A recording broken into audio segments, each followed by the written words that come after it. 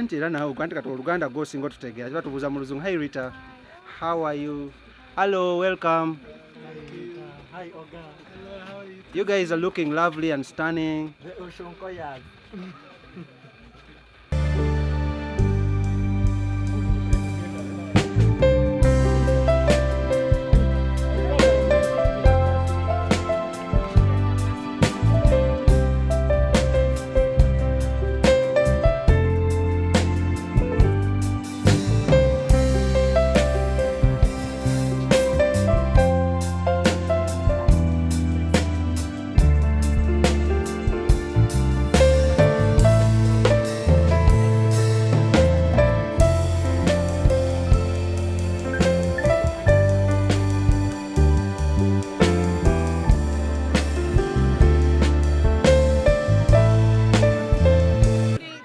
Tata wange mu country home ye tulina makabiri tulina entinda negano kateno country home ye jawumulira mukadde bwe ategekedde bawanga akabaga saga kogera mu lulimi lw'atakimanyi ategekedde bawanga akabaga akamwaniriza mu nsi time ye bwe yansasula nasasula bright price bwe kimulina n'abisasula tebafuna time wemwebaza kati azze kumwebaza. It's sort of a Thanksgiving, and I don't know what's happening here. We are yet to see. So let's see. So how do you feel coming to your daddy's country home after a while? It's amazing. I've not been in the country since lockdown. It's not like I've done, but because I was having babies the entire lockdown, that's why it took me some time to do what? To come back. And then the lockdown hit, then the babies. Yeah. So how do you feel being home finally? I feel so great. I feel so amazing. I feel so great being here, and yeah, it's amazing. Like I'm here with my entire family, my kids. We've seen them, my husband and his siblings. They're all here. The entire Nigerian community. Hello, welcome to Uganda. Hello, thank you. Yes. Is this your first time being in the country, in Uganda, the Pearl of Africa? This is my first time. How do you feel? Oh, amazing, very lovely. The people around it, all good. Yeah. So was this planned to come with her, or she just surprised you to come to Uganda? Oh, we're planning to come to Yes. So finally, you're meeting the family and the friends. How are you finding the whole situation down here? The whole situation, like I said, is lovely. People around, everybody are good, so lovely. So I'm really happy to be. Have you learned some Luganda so far? Maybe you can try to tell me something. What have you learned so far in Luganda? What has she taught you? One, the greeting. Could you please greet us in Luganda? Well, I want to tell everyone gently. Oliotia. Oliotia. Jebaleko sebo. Kale. So now you're meeting the father finally face to face. Are you surprised? Did you expect this? Aren't you wondering what's really happening? What's happening here now? Yes. I don't know what's happening. Yeah. Yes. I don't know, but what I know is I'm surprised when I get here. See So since it's your first time in Uganda, have you tasted local food? Because local food from Uganda? Yes, name it, everything. Like what? What have you like? Okay.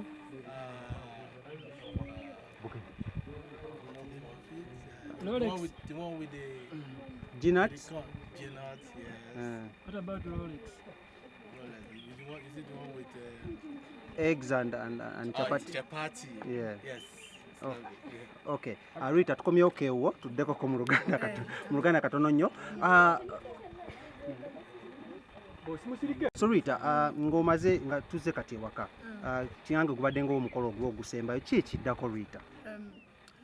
Ekiddako abazadde bange bagenda kulaba omwami wange bonna bajjajjayo bonna tebamulaba emikolo gyonna gyali UK kati bonna bwe bagenda leero mulaba bamusabire omwemisa n'okumuwelkaminga of course eri e UK tulina family eri entonotono nga baganda baddadde abamu abatini bo bali eri kati Masenga yangaba ali eri tulina ne maama omu ayasikira maama wange naye abeera eri kati naye ku luno bwe tugenda like official okulaba abasinga enganda esinga so amazing tata wange abadde agala like anti no nga tetunaba tesobola mumuleeta mu nsi osha yanajja n'amulabira manju.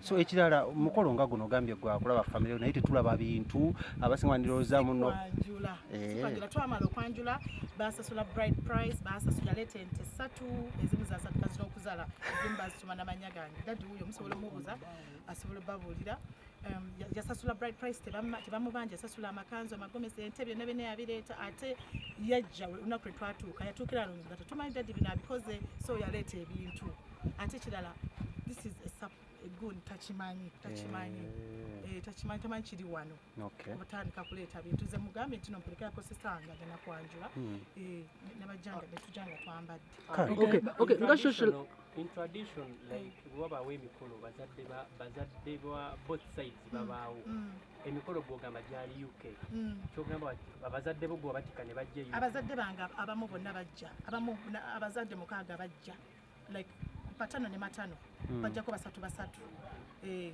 then wano abasinga tebajja basinga lenga wala bajjajja bonna tebaaliko naye nga okwanjula yakola wano okwanjula era n'aleeta aba kinsmen ne baleeta ebyo byonna ente byonna baleeta bread price dati gye yasaba.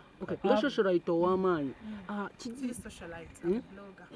nga blog ow'amaanyi kize kitya okuba nti babloga batobayise obakweka musajja wo tebamutwala babloga abasinga bonna nabayise tulina wano abasinga bonna bano babloggers abo bonna President president secretary general waffe waali coach waali bonna celebrities bonna babloggers abasinga bayitibwa ebadde open invite bakimanyi sikyo twogere ku ba social media in-laws bawabubaka ki bane ba social media in-laws mwebale nnyo okutwagala mwebale nnyo okwagala ne nange kino kyembaagaliza bazadde bamwe babanga bwe bamukoze emikolo ebweru ngera abazadde bamwe basiimye omwami babayite babakulire ku kubaganga kuno mwebale nnyo natwaga mwebale kusupport mwebale nnyo kwagala mwebale namu welcoming from the airport mwamulaga laavu banenge mwebale nnyo Ritah gatumala onyumye nnyo ani akwambaza leero Pesh tolu kotwa ya nyambaza okuva katete paka nengeze ne changing bali G22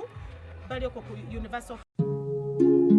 Oyagala omukolo gw'enjawulo gubeere n'ebijjukize mu nnyumba yo kankwanjulire King Montage Photo Studio fe bakafuluma okukuba ebifaananyi n'okukola video olina wedding birthday party kukyala nika baby shower photoshoot oba music shoot na buli kimu kyonna ky'oyagala fe tusobola okuwa ebijjukize ebirungi eri ebirooto byo ate nno mwana wattu kusintiiza omuntu wa bulijjo tusangibwa Nankulabi ku Bitaala ku Prime Tower level 3 room D04 okumanya ebisingawo tukubire ku namba zino noti 7 noti 2 emu noti 4 emu 25 oba noti 755 3 731 oba noti 777 noti 23 4 noti 5 King Montage Photo Studio fe tusobola okuwa ebijjukize ebirungi ate nno mwana wattu kusintiiza omuntu wa bulijjo.